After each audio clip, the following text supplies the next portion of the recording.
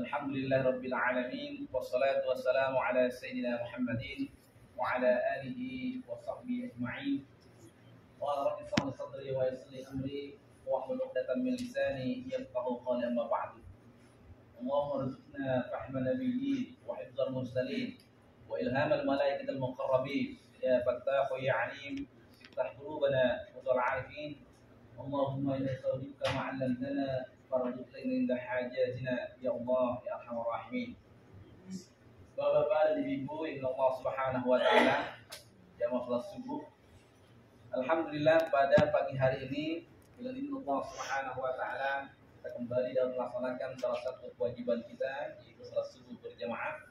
Mudah-mudahan kita mohon Allah Subhanahu wa taala salat subuh kita pada pagi hari ini di kota yang sangat mulia dan sangat suci dan juga dimuliakan Allah Subhanahu wa taala, untuk kita diterima oleh Allah Subhanahu wa taala dan kita mendapatkan ridha dari Allah Subhanahu wa taala. Amin ya rabbal alamin. Bapak dan ibu Allah Subhanahu wa taala, pada pagi hari ini kita diberikan oleh Allah Subhanahu wa taala nikmat yang luar biasa. Nikmat yang mungkin senantiasa diharapkan oleh kebanyakan orang-orang yang beriman kepada Allah Subhanahu wa taala. Di antara nikmat itu adalah kita diberikan nikmat kemudahan oleh Allah untuk beribadah. Kita diberikan oleh Allah Subhanahu wa taala rasa gampang, rasa mudah, bahkan juga rasa nikmat di dalam kita beribadah kepada Allah Subhanahu wa taala. Di antaranya adalah kita pada pagi hari ini begitu mudah kita bangun subuh. Bahkan sebelum subuh kita sudah bangun, bahkan juga mungkin di hari-hari sebelumnya. Dan ini adalah salah satu di antara nikmat yang Allah berikan kepada kita. Nikmat yang mungkin saja tidak Allah berikan kepada orang lainnya atau kepada makhluk lainnya atau kepada hamba Allah yang lainnya. Namun pada pagi hari ini kita diberikan oleh Allah Subhanahu wa taala nikmat kemudahan untuk beribadah. Bahkan yang lebih dari itu, pada tahun ini kita diberikan kesempatan oleh Allah Subhanahu wa taala untuk menziarahi dan mendatangi dan juga menikmati dua kota suci yang dimuliakan dan disucikan oleh Allah Subhanahu wa taala, yaitu Makkah dan Madinah, atau Madinah dan Makkah. Karena itu maka perlu kita syukuri kepada Allah Subhanahu wa taala. Perlu kita syukuri nikmat ini. Dengan cara apa kita bersyukur kepada Allah Subhanahu wa taala nikmat Allah berikan? Tentu saja bukan hanya dengan kita mengucapkan alhamdulillah, bukan hanya kita mengucapkan di lisan kita alhamdulillah, namun yang Allah berikan luar biasa kepada kita ini adalah perlu kita syukuri dengan cara kita menggunakan setiap kesempatan kita berada di sini untuk beribadah kepada Allah Subhanahu wa taala. Rasulullah SAW mengajarkan kepada kita yang sering yang hadis yang disampaikan oleh guru-guru kita, disampaikan oleh para ustaz kita, oleh para kiai kita, ketika menjelaskan bagaimana ungkapan rasa syukur Rasulullah yang disampaikan oleh beliau dan kemudian itu yang dilakukan oleh beliau dan juga disaksikan oleh istrinya Sayyidah Aisyah radhiyallahu anha. Pada suatu hari Rasulullah sallallahu alaihi wasallam salat malamnya begitu lama, sujudnya begitu lama, rukunya begitu lama, bacaan Al-Qur'annya pun begitu lama. Bahkan diriwayatkan sampai Rasulullah menangis dengan bacaannya itu. Dan ketika bacaannya itu menangis, dan itu kemudian tangisannya membangunkan Sayyidah Aisyah radhiyallahu anha. Tangisannya itu membangunkan beliau. Sehingga begitu bangun, beliau melihat Rasulullah sedang beribadah, sedang salat malam. Ketika malamnya begitu lama, kemudian Sayyidah Aisyah, ya Rasulullah, bukankah engkau hamba Allah yang paling mulia? Ini pernyataan dari seorang istri kepada suaminya. Ya Rasulullah, bukankah engkau hamba Allah yang sudah dimuliakan oleh Allah Subhanahu wa taala? Bukankah engkau hamba Allah yang sudah dijamin oleh Allah Subhanahu wa taala surga? Bukankah engkau hamba Allah yang dosa jika ada, baik dosa yang telah lalu maupun yang akan datang, atau yang sekarang jika ada, itu sudah diampuni oleh Allah Subhanahu wa taala. Namun kenapa ibadahmu seperti yang paling banyak dosanya? Kenapa ibadahmu seperti orang yang paling banyak berbuat zalim? Sholatmu begitu lama, rukumu begitu lama, sujudmu begitu lama. Sampai kemudian Sayyidah Aisyah menggambarkan hatta taramat, sampai menggambarkan kedua Rasulullah itu luka atau orang bekas sujudnya pada melecah atau pada apa itu pada kapalan, pada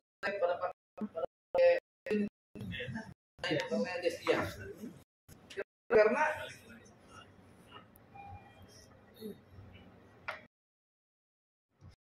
kemudian ketika Sayyidah Aisyah anha saya bertanya untuk beribadah sampai seperti itu sudah enggak enaknya ke surga ngapain ibadah di sini. Namun paling indah adalah ketika Rasulullah Shallallahu Alaihi Wasallam menjawab pertanyaan Sayyidah Aisyah, ya Aisyah, ala uhibbu an akuna syukura.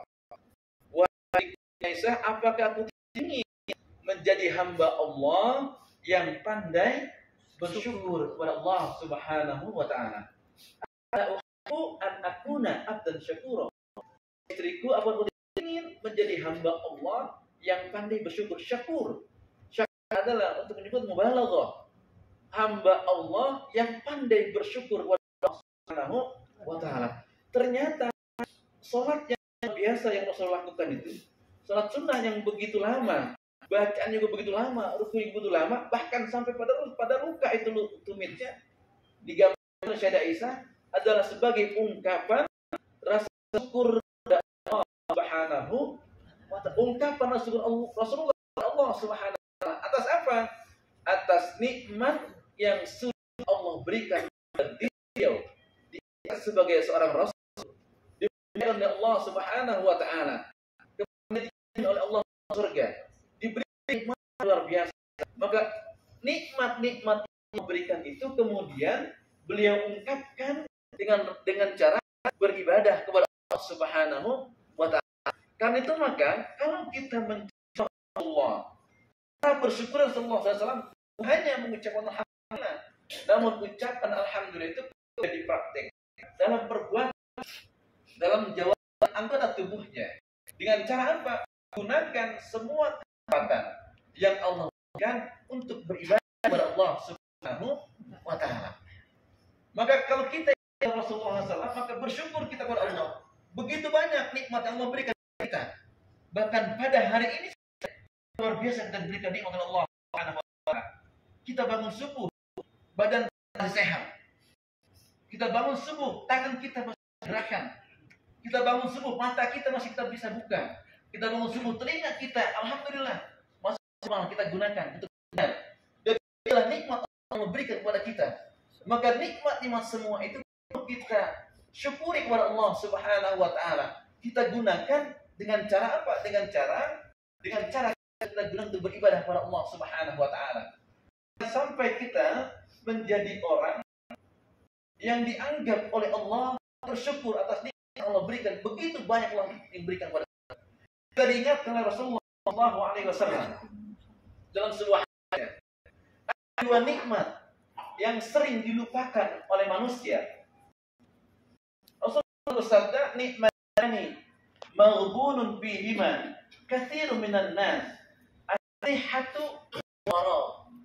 Rasulullah bersabda, ada dua nikmat di nikmat itu kebanyakan manusia. Rasulullah mengatakan katsirun minan nas, kebanyakan manusia maghbun tertipu, terpedaya. Artinya dia menganggap dua nikmat ini bukan nikmat Allah Subhanahu wa ta'ala. Rasulullah mengatakan katsirun minan nas, mereka manusia tertipu, menganggap bahwa dua nikmat ini bukan dari Allah Subhanahu wa ta'ala. Apa kedua nikmat itu? Yang pertama adalah as-sihhatu.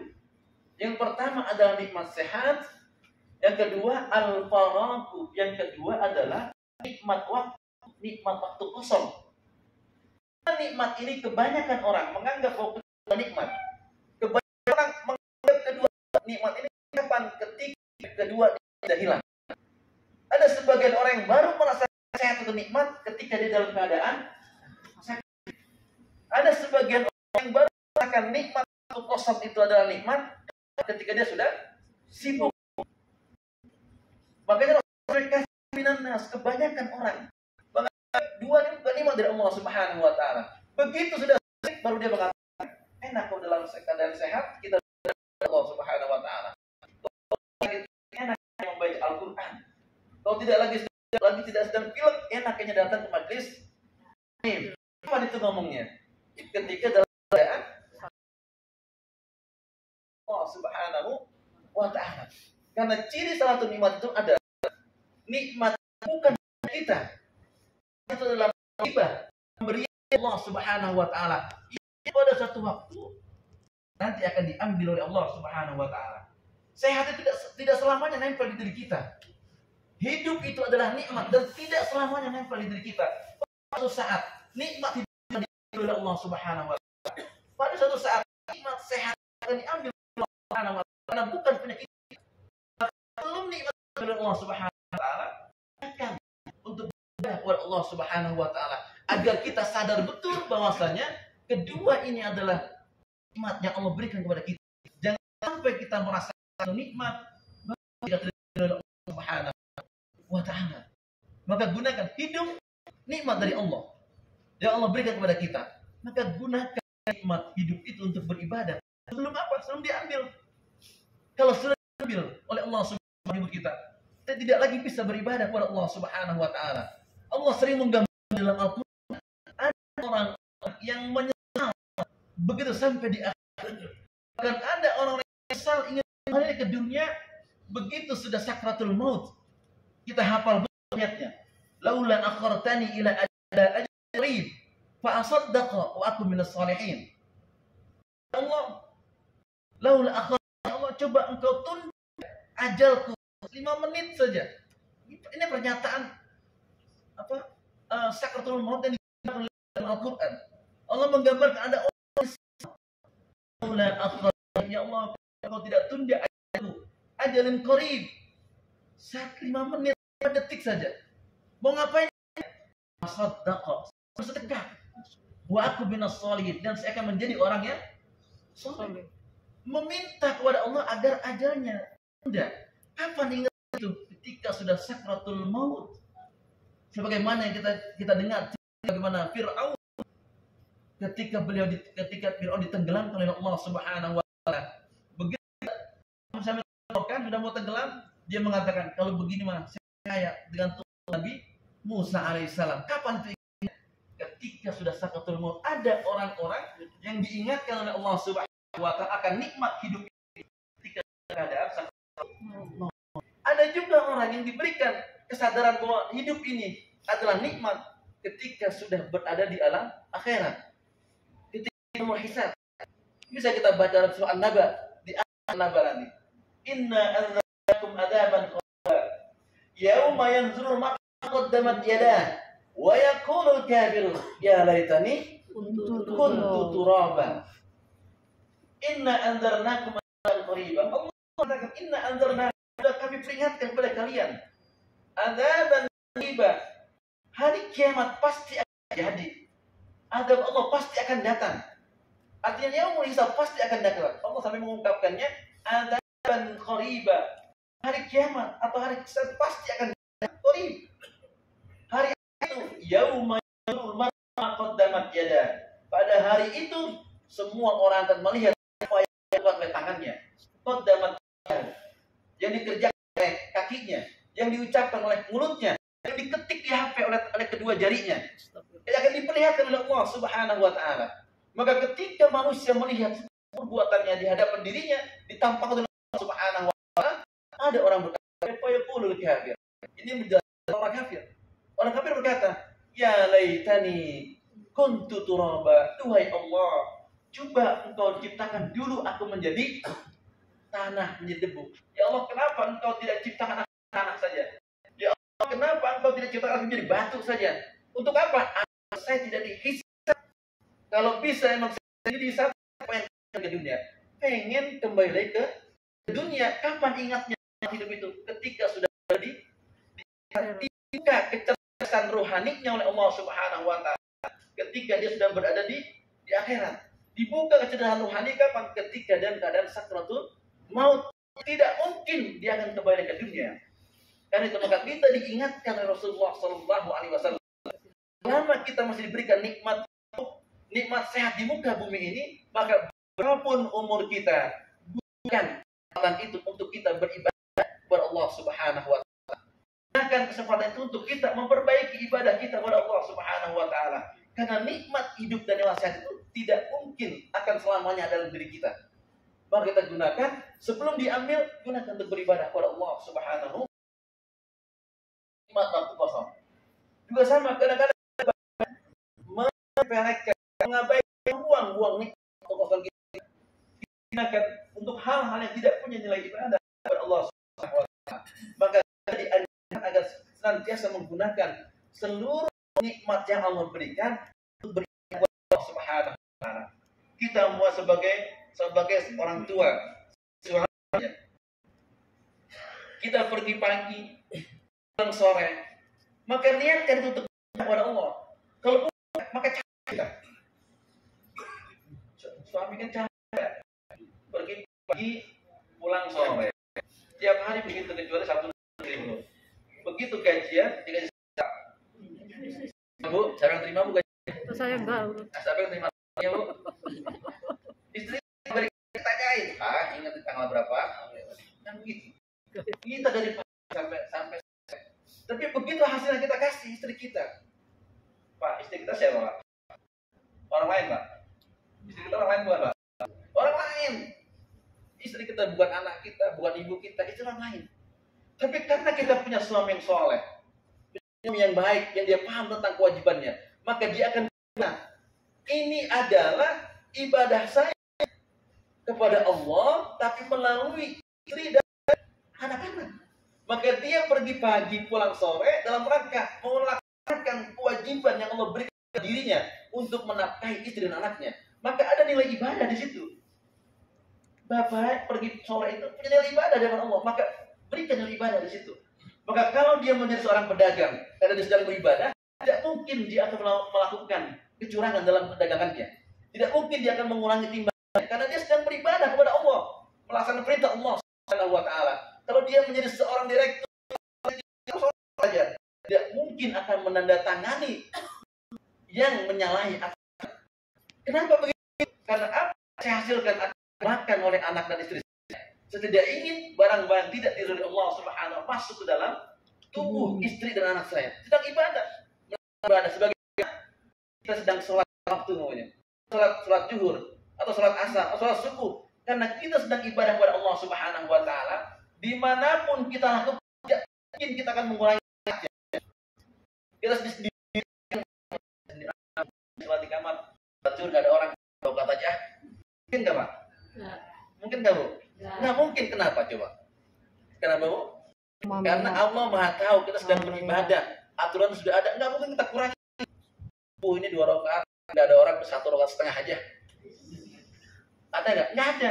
Kenapa begitu? Karena kita sadar betul kita sedang beribadah kepada Allah. Tidak mungkin kita berlaku curang. Nah, bagaimana kalau secara berpikir seperti kita bahwa kita dalam kita bekerja, dalam kita berdagang, kita menjadi karyawan, kita menjadi guru, kita sedang beribadah, melaksanakan perintah Allah Subhanahu, maka tidak mungkin kita akan menyalahi perintah Allah Subhanahu wa taala. Kita tidak akan melakukan kecurangan.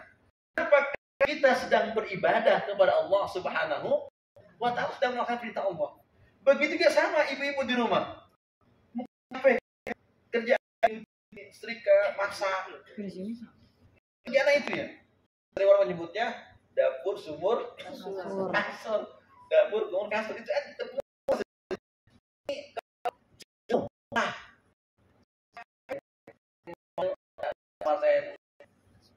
Suami itu udah apa namanya menggantinya. Kata di kamar saya itu. Luar biasa Ustaz, kita capek-capek baru datang, kita habis umroh kemarin, habis umroh capek-capek, subuhnya sudah nanyain mana cucian, ada cuci enggak, kita masih tidur. Begitu bangun tidur 3 orang ya, ada di kamar situ. Ya Allah, ternyata pekerjaan istri itu luar biasa. Baru sadar Pak. Subuh kita masih tidur, udah ke kamar itu, Pak mana baju kotornya, Pak baju kotor kita mau cuci, kita masih tidur. Itu sudah Ternyata nanyain baju kotor. Padahal kita habis umroh, sa'i, selesai jam berapa semalam? Kemarin kita selesai jam 3, jam 2. Subuhnya, pagi-pagi, subuh pagi dari pakaian kotor dia mah cuci. Ternyata pekerjaan istri itu luar biasa. Berarti bukan kewajiban Ustaz ya? Bukan katanya. Itulah luar biasanya istri. Luar biasa. Makanya ketika memahami itu sebagai satu hal biasa, maka akan capek, lelah, malal namanya. Tapi ketika istrinya, karena istrinya soleh, dia akan mengatakan bahwa ini adalah bentuk ketaatan saya kepada suami. Dan ini adalah bentuk ibadah saya kepada Allah. Suami dan istri memahami betul bahwa ini adalah suami ketika melakukan ini adalah ibadah. Istri kita melakukan ini ibadah, ketemu di nilai ibadah, selesai sudah berumah tangga aman. Kedua-duanya melaksanakan ibadah kepada Allah Subhanahu wa taala. Suami juga tidak akan macam-macam di luar karena sedang beribadah kepada Allah Subhanahu wa taala. Istri juga sama sedang melakukan ibadah kepada Allah tapi melalui suaminya. Istri juga sama melakukan ibadah kepada Allah tapi melalui istri dan anaknya. Selesai rumah tangga itu. Kapan kalau kita berikan nilai ibadah kepada Allah Subhanahu wa taala? Itu menjadikan semua nikmat yang Allah berikan kepada kita ini kita gunakan sebagai sarana kita untuk beribadah kepada Allah Subhanahu wa ta'ala. Karena ibadah itu kan bukan hanya ibadah mahdhur kan gitu ya. Bukan ibadah mahdhur. Maka kata Imam Ibnu Taimiyah mengatakan ibadah itu ismun jami'un. Jadi ibadah itu adalah satu nama yang bentuknya universal, yang pas maknanya itu. Adalah ni'matullah. Patokannya sesuatu itu adalah sesuatu yang dicintai oleh Allah Subhanahu wa ta'ala itu dalam ibadah. Maka kita melakukan apa saja. Kalau kita niatkan untuk beribadah, tentunya hal-hal yang menurut kita kebaikan itu ada nilai ibadahnya kepada Allah Subhanahu wa taala. Tadi saya gambarkan suami istri. Maka kalau tidak diberikan ibadah, capek, lelah. Sama juga banyak ibu, bapak. Sekarang kita berada di tempat ini. Kita membantu orang lain, menjaga orang lain. Kita membantu orang lain. Kita memerlukan orang yang lebih tepuh dari untuk naik ke atas bis. Kita memberikan mengutamakan orang-orang yang punya kebutuhan khusus untuk lebih dulu lagi.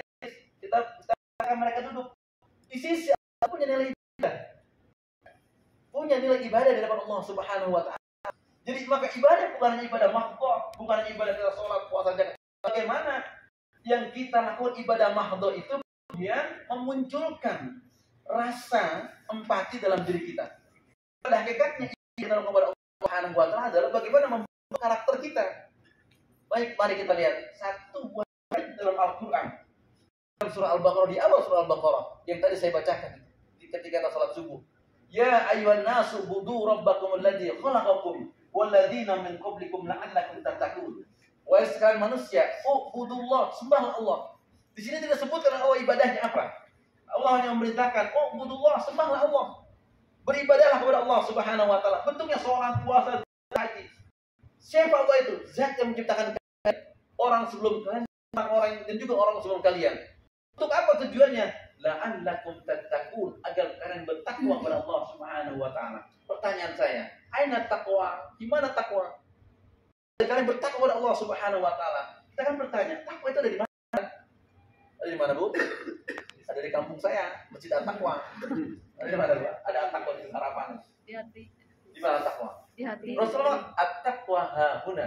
Rasulullah mengatakan, bukan saya. Panjang benar at-taqwa hahuna, at-taqwa hahuna, at-taqwa. Taqwa adalah diri kita, Berarti ketika kita ibadah kepada Allah Subhanahu wa taala, apapun bentuknya itu adalah untuk memperkuat ketakwaan kita kepada Allah Subhanahu wa taala. Untuk memperkuat keimanan kita kepada Allah Subhanahu wa taala agar ketakwaan yang kita tersinari oleh keimanan.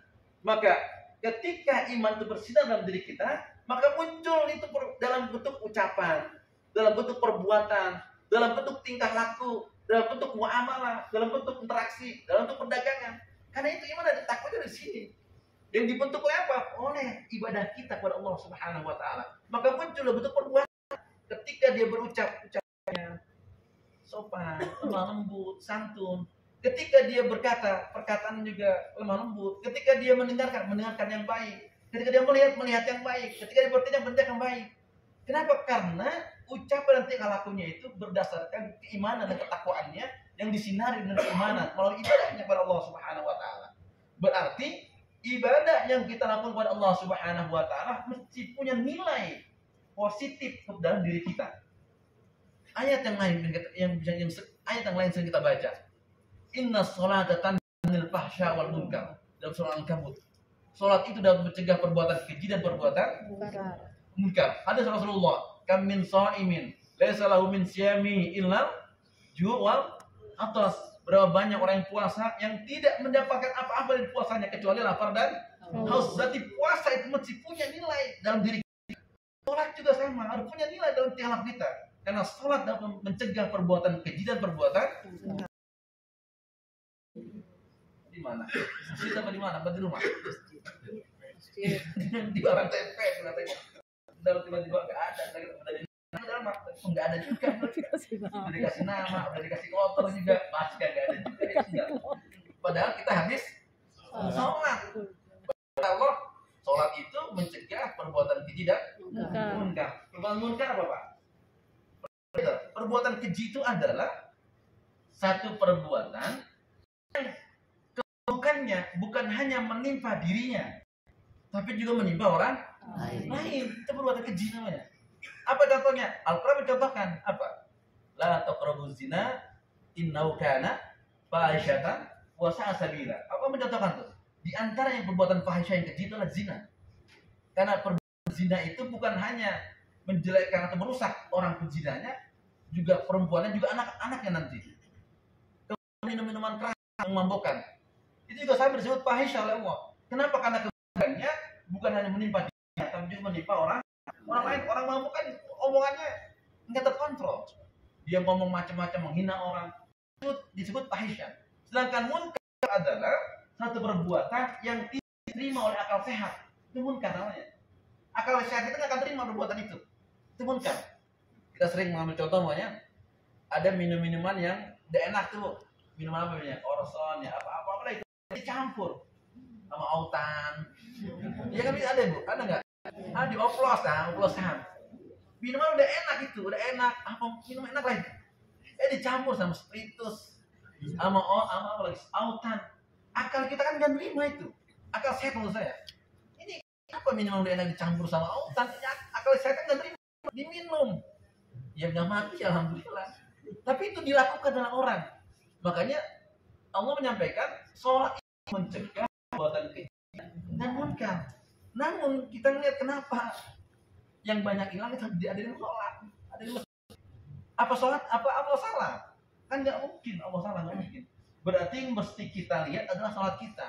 Karena itu maka ibadah yang kita lakukan kepada Allah Subhanahu Wa Taala mesti punya nilai dalam perilaku kita. Sholat yang kita lakukan mesti punya pengaruh dalam diri kita.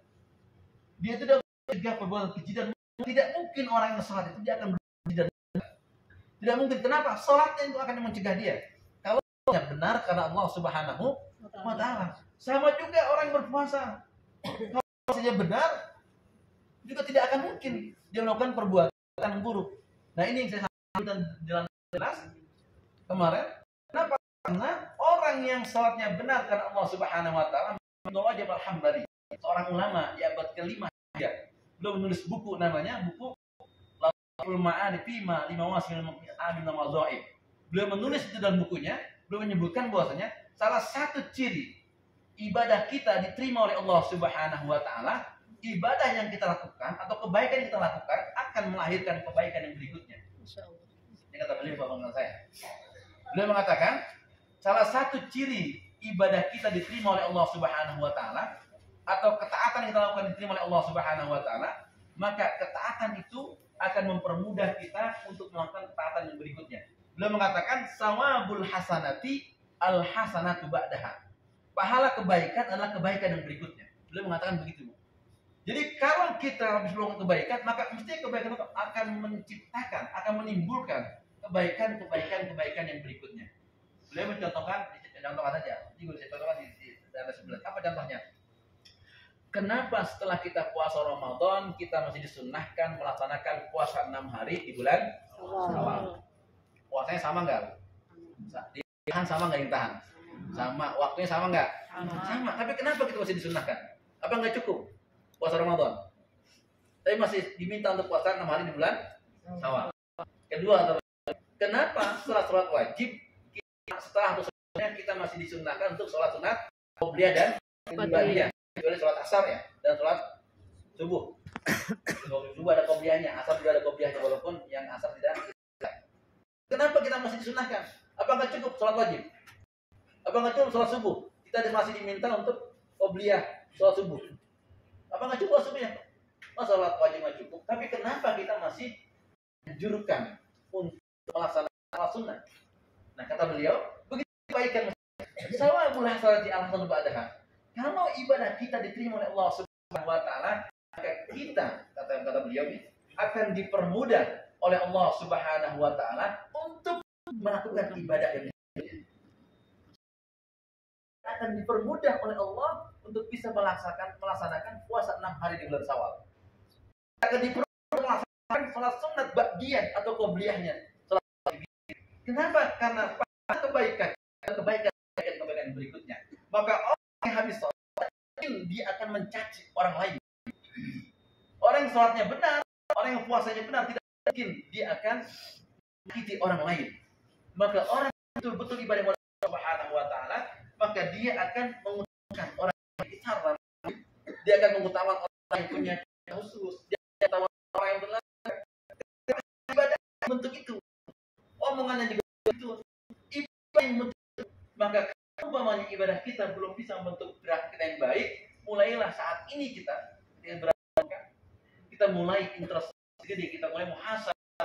Jangan ibadah kita kepada Allah hanya untuk menggugurkan kewajiban saja, sehingga tidak ada nilai di hadapan Allah Subhanahu wa taala. Mulai kita introspeksi diri, mulai kita muhasabah, mulai kita hitung untuk diri kita. Mumpung kita masih diberikan nikmat oleh Allah berada di dunia, di mana kita bisa memperbaiki ibadah kita kepada Allah Subhanahu wa taala.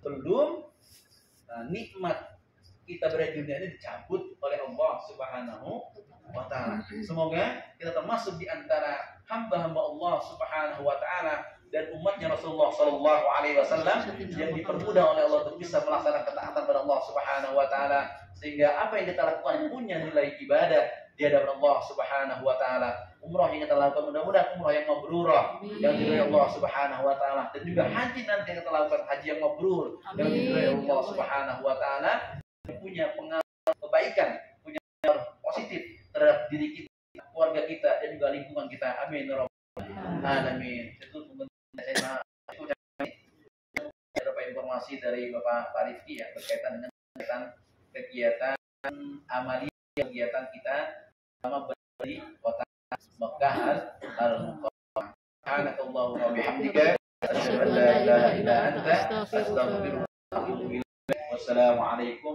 warahmatullahi wabarakatuh.